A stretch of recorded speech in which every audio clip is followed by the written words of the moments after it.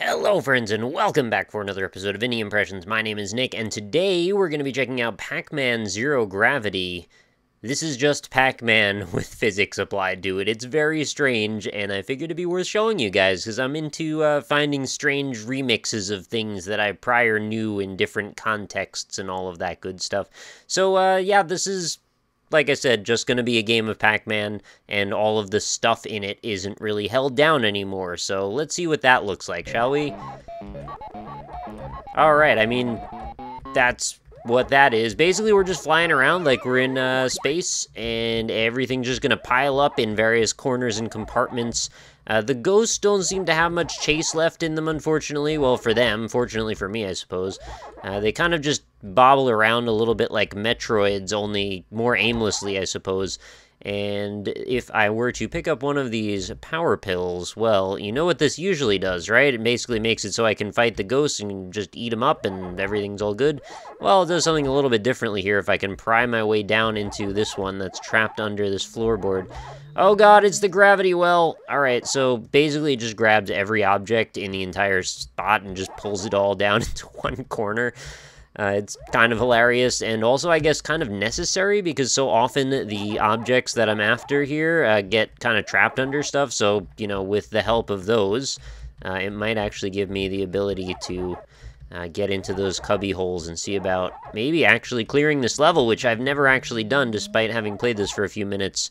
I haven't even beaten a single level yet, and so let's just suck all the ghosts up into that corner, and see if I can maybe get over to here. I mean, everything's readily available to me, it's just all behind stuff, so I just need to unpack, and maybe I can actually do this one. This is looking like the best chance I've had so far, anyway. Come on, Nuggets, come to me. Ah, this one chunk, get out! Ugh, it's frustrating. I don't know, this is certainly not quite as playable as the usual version of this game, I must say, and I don't think that's a surprise to anyone. Oh god, the ghost! I thought I was actually safe there, but thankfully we have one more chance, and everything got redistributed. I think you're in the most danger at the very beginning of each run, when things are still fresh and moving about, because the ghosts just get crazy, and they do things that you don't expect them to do, like right here. That could have been a big problem for me. I kind of want to grab this Oh, I got enough to clear that level, I guess, so there we go. We're on to another level, and we're gonna shift the whole thing over to the corner, and I'm stuck. I'm not even going to get out of this for a long, long time. Alright, well, let's just wait for the gravity to wear out. Looks like all of the nuggets that I'm after kind of condensed themselves as well. I wonder if I could use this to, like, very quickly skip a level or something, if I get them all into the same spot and then just grab them all in one fell swoop. It could certainly be a different way to approach the Pac-Man formula. This is not going to work out for me. And that's basically how that goes. I kind of wish there was, like, more going on here that was different from the traditional Pac-Man experience, or if this, like, took more of an advantage of the fact that, like, the gravity's all messed up. I don't even know exactly what I mean by that. Like, what would really be changed? I'm not sure. But I would kind of like it if it didn't seem so arbitrary, like the fact that the gravity pulls you down into one of the corners. I'm not sure if there's any way to know which of the corners you're going to get pulled down to until you actually pick up the thing. But maybe if you could use that slightly more strategically, because right now it just seems like we're all getting compressed into a corner, and that's kind of the end of the story. Then we all just move on with our lives and get back to things. It almost reminds me of like something that someone would create in like Little Big Planet or something, sort of a mod version. Well, I mean, that's exactly what this is. It's a modded version of Pac-Man, I suppose. Is there a big modding community amongst Pac-Man players these days? I mean, it's not exactly the 80s anymore, so I'm not sure quite what the community around Pac-Man is these days, but, you know, it could be interesting to see what other mix-ups to the formula that people have created. I mean, it is kind of funny just seeing them all get wedged into the corner, but at the same time, for playability's sake, I don't know. I guess I was kind of imagining maybe that the maze would stay stationary to some extent, but it would, like, throw all of the enemies and all of the items around in various ways, and maybe if that was the case, I could just use one of the power pills to just suck all of the items into my giant face, because, I mean, that is really what I'm all about as a man who packs power pills or whatever. I do a lot of packing as a Pac-Man.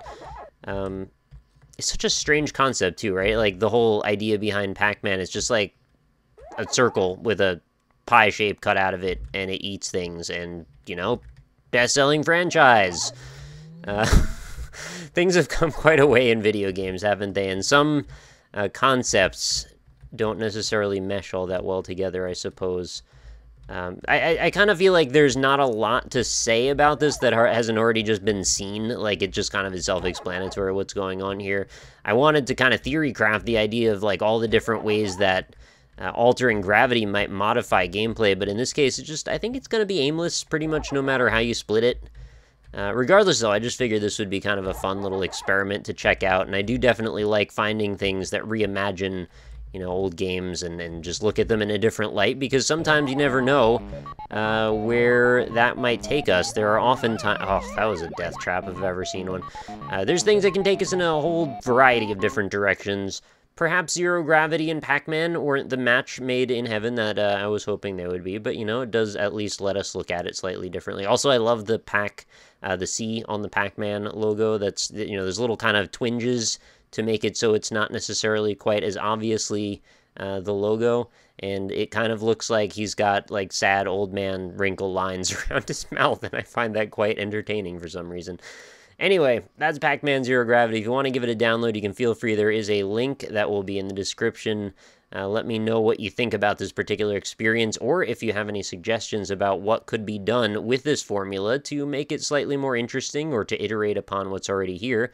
Feel free to throw those suggestions out into the comments.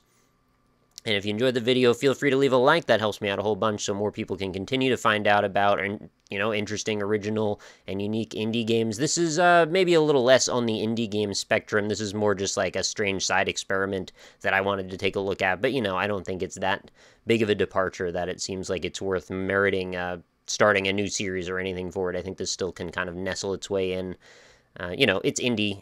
The developer, Imwill, made it, so if that counts. Anyway, thanks everybody for watching. As always, I'll see you tomorrow for another episode of Indie Impressions, and I hope you have a fantastic night. Talk to you all later.